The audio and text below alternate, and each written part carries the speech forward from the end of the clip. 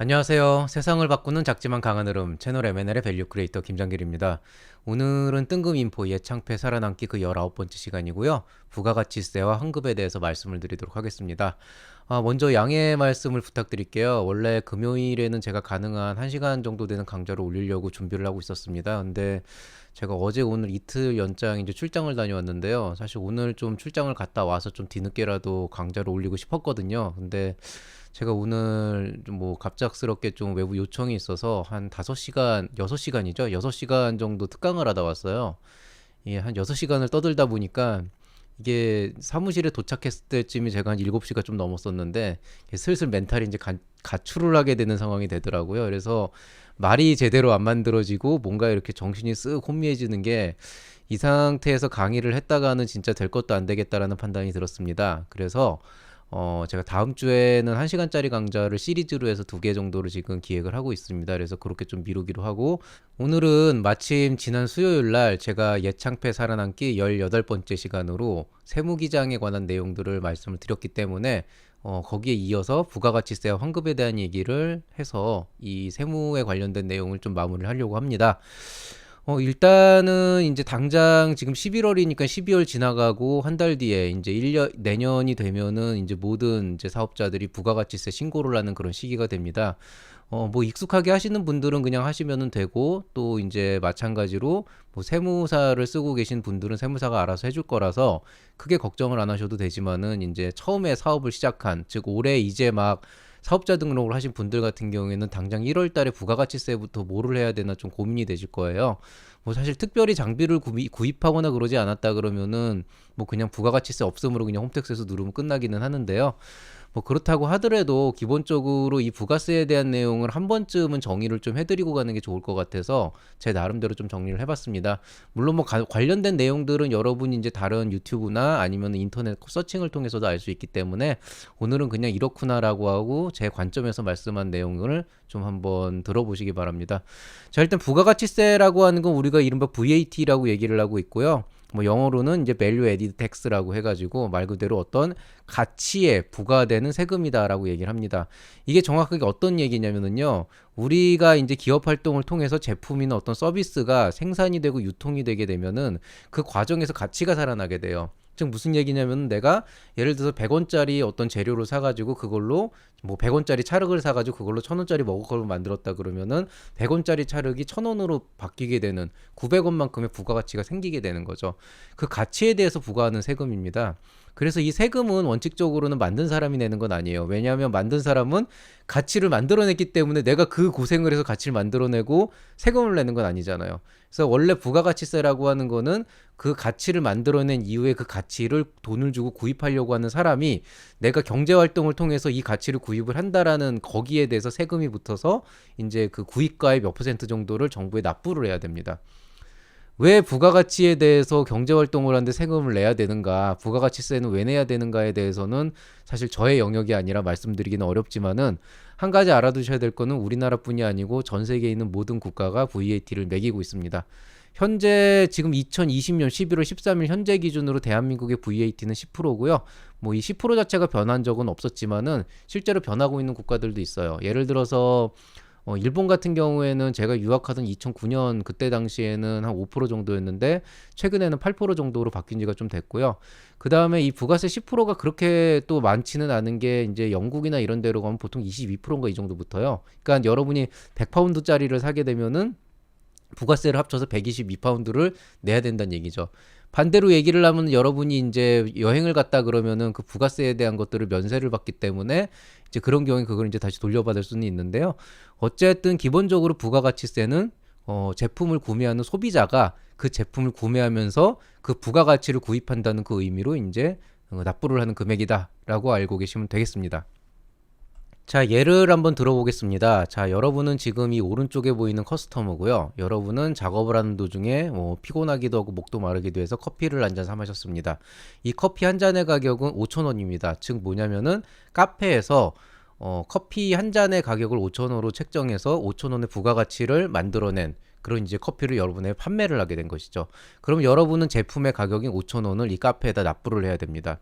이게 바로 이제 기브 앤 테이크, 말 그대로 이제 어떤 매매가 이루어진 상태죠. 자, 문제는 여러분이 5천 원이라고 하는 부가가치에 대해서 비용을 지불을 했기 때문에 이 부가가치에 대한 세금 10%를 정부에 납부를 해야 된다는 거예요. 그렇기 때문에 여러분이 하셔야 될 일은 5천 원짜리 커피를 사 먹으면서 이 5천 원의 가격의 10%에 해당하는 500원을 부가가치세 VAT로서 정부에 납부를 해야 됩니다. 왜 내가 커피 사 먹는 것도 억울한데 세금을 내야 되냐? 이거는 제 영역이 아니니까 다시 한번 저한테 물어보셔도 제가 드릴 말씀은 없고요. 어쨌든 지금 현재 부가가치세는 전 세계적으로 이런 구조를 가지고 있다는 거죠. 자, 문제는 뭐냐면은 만약에 이런 식으로 우리가 이제 부가가치세를 납부를 하게 되면은 우리가 하루 동안에 사용하는 모든 돈들, 커피 한 잔의 가격에서부터 식당에 가서 식사를 하는 비용들, 그 외에 자잘하게 뭐 편의점에서 껌을 사 먹는 것들, 이런 모든 것들에 대해서 부가가치를 다 삽산을 해서 그거를 하나하나 우리가 정부에 납부를 해야 되거든요. 이 과정 자체가 너무 커스터머한테 힘든 일이 되는 거예요. 그리고 정부의 입장에 있어서도 그거를 하나하나 컨트롤하는 게 너무 복잡한 일이 되는 거죠. 그래서 원래는 부가가치세라고 하는 개념은 이런 구조로 이루어져야 되는 것이 정상이지만 실질적으로는 좀 다른 형태로 대체가 되고 있습니다. 그 대체는 지금 그림에서 보시는 것과 마찬가지인데요. 만약에 여러분이 이제 커피를 돈을 주고 사 먹었다. 커피의 가격이 5,000원이다라고 한다 그러면 여러분이 카페에 주는 돈은 5,000원에 플러스해서 실제로 부가가치세에 해당하는 500원을 같이 납부를 합니다. 즉 이 시점에 카페의 입장에서는 5,000원의 커피 가격에 플러스해서 여러분이 납부해야 될 500원이라고 하는 VAT를 같이 받아서 5,500원을 받게 되는 거예요. 그렇지만 실질적으로 이 카페는 5,500원의 수익을 올리는 게 아니고 5,000원의 매출을 올리게 되는 거고요. 이 500원은 나중에 정부에 일괄적으로 여러분뿐이 아니고 다른 커스터머들, 다른 고객들이 낸 그 부가세를 모두 합쳐가지고 정부에 납부를 하게 되는 겁니다. 쉽게 얘기해서 대납을 하게 되는 거예요. 즉 내가 일일이 부가세를 산정해서 내기는 힘드니 애초에 물건을 구입하는 과정에서 그 부가세라고 하는 것들을 포함해서 그 가게에다가 모두 다 내버리고 그 이제 상점에서는 실제로 그 제품에 대한 순수 가격을 자기네 상점의 이익으로 취하고 나머지 그 부가세 10%는 가지고 있다가 몰아서 정부에다 납부를 하게 된다는 거죠. 이렇게 되게 되면은 여러분은 한 번 돈을 지불하는 것으로 끝나기 때문에 이중으로 정부에다가 부가세라고 하는 것들을 납부할 필요가 없게 됩니다. 그렇기 때문에 상당히 이제 좀 편해지는 시스템이 되는데요. 다만 이제 그 모든 사업자들이 생각하는 이제 억울함인데 이게 마치 아무리 결국엔 내야 되는 돈을 미리 갖고 있다가 대납을 하는 거라고 하지만 어쨌든 나는 5,500원의 현금을 받았고 500원을 내는 형태이기 때문에 뭐 기본적으로는 좀 뺏기는 느낌이 든다곤 하더라고요. 근데 어쨌든 부가가치세는 이런 식으로 이루어져 있습니다. 그렇기 때문에 여러분이 소비자의 입장에만 있었을 때는 부가세에 대해서는 그냥 영수증을 봤을 때 아, 내가 5,000원짜리 커피를 사 먹었는데 500원이 붙어서 5,500원이 나갔구나. 그냥 이렇게 그냥 생각만 하시고 그냥 신경을 끄시면 되는데 여러분이 사업자가 되는 실제로 이 5,500원을 받아야 되는 사업자가 된다면은 반드시 500원을 정해진 시기에 신고를 하고 납부를 해야 되기 때문에 이 부가세라고 하는 거에서 더 이상 자유로울 수가 없어요. 부가가치세를 신고하고 납부를 하는 시간은 매년 1월, 7월입니다. 그래서 개인 사업자는 매년 1월, 7월에 꼭 납부를 해야 되고요. 간이가사제는 1년에 한 번 정도만 납부를 하면 되는데 뭐 그거는 각자 알아보시고요. 법인 같은 경우에는 매년 1, 4, 7, 10월에 납부를 해야 되는데 신고를 해야 되는데요. 이 중에서 4월하고 10월은 실질적으로는 예정 신고라 그래서 도중에 이제 한번 이렇게 부가세가 나올 예정이다 그래서 그때 신고 및 환급을 받게 됩니다.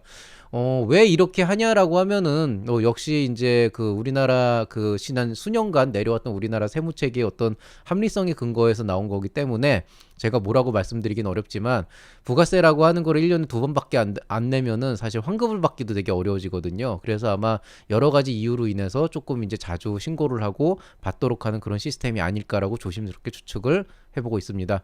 개인 사업자의 경우에도 좀 특이한 경우에는 4월하고 10월에 예정 신고를 하게 돼 있는데요. 뭐 그런 부분들은 각자 한번 찾아보시기 바라겠습니다. 자, 그런데 이 부가가치세가 들어가게 되면은 기업의 입장에서 가장 관심이 많은 게 환급이에요. 실제로 여러분이 이제 기업 활동을 하게 되다 보면은 어떤 경우가 있냐면은 어디에서 물품을 구매하는데 얼마래요? 뭐 1,100만 원이래요. 그렇게 얘기를 하면은 그 사장이 물어봅니다. 이거 100만 원은 부가세인가? 네. 그럼 우리 돌려받는 돈이잖아. 라고 얘기를 하고 뭐 비싸지 않네. 이렇게 얘기를 합니다. 자, 여기에 대해서 우리가 조금 고민을 해봐야 되는데요. 도대체 그러면은 기업을 하면은 물품을 샀을 때 환급을 받으니까 더 좋은 건가? 이렇게 생각을 할 수가 있거든요. 자, 여기에 대해서는 커피를 가지고 다시 한번 얘기를 해볼게요. 자, 만약에 여러분이 카페를 운영하고 있다. 카페를 운영하고 있는 사장님이라고 한번 생각을 해봅시다. 그럼 여러분은 커피를 만들기 위해서 필연적으로 어떤 것을 해야 되죠? 원두를 사야 돼요. 그러면은 여러분은 원두를 파는 가게에 있어서는 고객의 입장으로 1,000원을 주고 원두를 구매를 하고요. 그 다음에 거기에 부가세 100원을 붙어가지고 총 1,100원이라는 금액의 원두를 구입을 하게 됩니다. 그러면은 이 원두를 파는 가게에서는 이 100원이라고 하는 부가세를 나중에 정부에 어떤 식으로든 납부를 하게 돼 있고 1,000원을 순수익으로 가져가게 됩니다. 매출로 가져가는 거죠. 자, 여러분은 이후에 어떻게 이제 하게 되냐면은 5,000원이라고 하는 커피를 만들어서 5,000원이란 비용으로 고객에게 판매를 하게 되고 그 고객은 5,500원, 부가세 500원을 합쳐서 5,500원을 여러분에게 내게 됩니다. 그러면은 실질적으로 여러분은 500원이라고 하는 돈을 이제 이 정부에다가 내게 되는 거죠. 여기서 조금 복잡한 문제가 생겨요. 무슨 얘기냐면은요. 이게 500원이라고 하는 돈을 냈다라고 하는 거는 우리 그 회사가 우리 카페가 실제로 올린 수익이 5,000원이라고 하는 전제 조건을 깔고 거기에 10%인 500원을 내는 건데요. 실제로 지금 이 커피를 만드는 과정에서 발생한 부가가치는 5,000원이 아닙니다. 왜냐하면 우리가 이미 1,000원을 내고 재료비를 썼잖아요. 1,000원을 내고 1,000원에 대한 재료비를 썼다라고 하는 거는 실질적으로 커피를 만드는 과정에서 발생한 부가가치는 5,000원이 아니고 얼마죠? 이 1,000원을 제외한 4,000원이 됩니다. 그렇기 때문에 엄밀하게는 여러분이 고객으로부터 받아야 되는 부가세는 400원이 돼야 되고요. 여러분이 납부를 해야 되는 부가세 역시 400원이 돼야 되는 거예요. 근데 문제는 이거를 이런 식으로 계산을 해버리면은 또 이제 뭐 원자재 값이 얼만데 이게 하나면 다행인데 두세 개가 있으면 그게 얼마고 그걸 일일이 빼야 되고 그럼 고객한테는 5,000원을 받고 팔아야 되는데 실제로 400원은 부가가치 써야 되니까 5,400원을 받아야 되고 이런 복잡한 일련의 과정들이 이제 섞이게 된다는 거예요. 그래서 이런 일련의 과정을 단순화하기 위해서 환급이라는 제도를 만듭니다. 즉 어떻게 하냐면은요. 무조건 일단 부가세 신고에 대해서는 판매가를 기준으로 해서 VAT로 무조건 신고를 하게 돼 있어요. 즉 뭐냐면은 어찌됐건 1,000원에 팔았으면 100원을 신고하는 거고요. 신고해서 납부를 해야 되는 거고 5,000원에 팔았으면 500원을 팔아서 500원을 신고해서 납부를 해야 되는 거예요. 그렇지만은 정부의 입장에서는 지금 100원과 500원을 받았으니까 600원이 됐잖아요. 받아야 될 돈은 5,500원인데 그럼 100원이 남죠. 그 100원을 어떻게 해주냐? 우리 회사에 환급을 해주는 겁니다. 왜? 어차피 제가 납부를 했기 때문에 내가 500원을 낼 거면 이걸 납부를 안 했어야 된다고 보는 거죠. 그렇기 때문에 이 100원을 이런 식으로 돌려서 주는 거예요. 그게 부가세의 환급의 개념입니다. 자, 이런 개념으로 보게 되면은 그러면은 우리가 어차피 부가가치에 대해서만 이제 환급을 하게 돼 있으니까 이제 재료비에 대한 부분은 빠지는구나. 좋네. 이렇게 생각을 하실 텐데 사실은 이 환급 시스템은 생각보다 되게 복잡합니다. 왜냐하면 여러분이 커피를 만들 때 원두만 쓰진 않잖아요. 그라인더라고 하는 것도 쓰고 커피 머신도 쓰게 돼 있죠. 그러면은 그라인더나 커피 머신 같은 경우에도 처음 살 때 여러분이 부가세 10%를 내고 하는데 근데 그 그라인더와 커피 머신의 가격 자체가 실질적으로 이 커피 한 잔에 모두 부가가치로 들어가진 않잖아요. 그러니까 이것도 일종의 장비비가 되는데 여기에 대한 부가세도 실제로 환급을 받거든요. 다만 이제 이거를 가계의 개념으로 보는 게 아니고 어쨌든 나는 계속 이 커피 머신과 그라인더를 가지고 커피를 지속적으로 생산해서 부가가치를 만들어낼 거기 때문에 광의적인 의미에서 이것도 이 커피를 만들어내는 과정에서 들어간 어떤 하나의 요소가 된다. 즉 한 잔을 팔았을 때는 이 가격에 포함이 안 되지만 이거를 뭐 1,000잔 만잔을 판다 그러면은 그거를 파는 과정에서 그라인더나 머신도 소모가 될 것이고 어쨌든 여기에 대한 부가세도 원칙적으로는 제가 돌려받아야 되는 게 맞는 거죠. 그래서 보통 사업 초창기에는 이런 장비 구입을 하면서 이 장비 구입의 10%를 약간 부가세 환급 개념으로 돌려받는 경우가 굉장히 많습니다. 그래서 이거를 그래서 보통 돌려받는 돈이라고 해요. 근데 이제 많은 분들이 여기에 대해서 조금 착각을 하세요. 뭔가 좀 헷갈리는 게 아니 내가 500원을 냈는데 100원을 돌려받는 거면은 이게 약간 돈 버는 느낌도 나고 뭔가 이렇게 이거 어차피 돌려받는 돈 이렇게 생각을 하는데 또 한편으로 생각하면은 아니 어차피 그렇게 100원을 환급을 해봤자 나는 4,000원어치 일을 하고 400원을 내는 거니까 실제로는 남는 게 아무것도 없지 않나? 이거를 돈 번 거로 생각을 해야 되나 이렇게 얘기하는데요. 그게 맞아요. 실제로는 약간 조삼모사 같은 그런 기분이 들게 되는 거죠. 근데 일반적으로 사업을 오래 하다 보면은 뭐 원료가 얼만데 여기서 뭐 5,000원이 나왔고 여기서 4,000원이 나와서 부가세 내야 되고 이런 계산을 하는 게 너무 복잡해지니까 원료를 얼마에 구매했건 어쨌든 내가 내는 그 비용이 실제로 내가 번 돈이고 거기서 10%는 정부에 납부를 해야 되는 거고 그냥 그렇게만 생각을 해버립니다. 그렇게 되면은 이 그라인더 머신이라고 하는 거는 그냥 회사 장비로 구매를 하면은 10% 돌려받는다. 이런 식으로 이제 생각을 할 수가 있게 되는 거죠. 근데 실질적인 개념은 그런 개념은 아니에요. 애초에 장비를 살 때 그게 나의 경제 활동, 회사의 어떤 그 사업 활동 자체에 쓰이고 그렇기 때문에 그거를 그 기자재로 재료비로 인지를 하기 때문에 실제로 거기에 대한 부가세를 이 안에서 미리 빼버리는, 즉 부가가치에 포함을 안 시키기 때문에 그런 과정이 일어나는 겁니다. 근데 요 개념 자체가 조금 복잡하기 때문에 이거를 너무 생각하기 싫으신 분은 이걸 모른다 그래서 사업하는데 지장은 없거든요. 그냥 내가 돈 내고 사람들이 돈을 받고 팔면은 거기에서 10% 내야 되고, 내가 이 사업을 위해서 구입한 여러 가지 재료비나 기자재에 대해서 10%를 돌려받을 수 있다. 이런 개념으로 그냥 접근을 하셔도 뭐 크게 뭐 사업하시는데 지장은 없을 겁니다.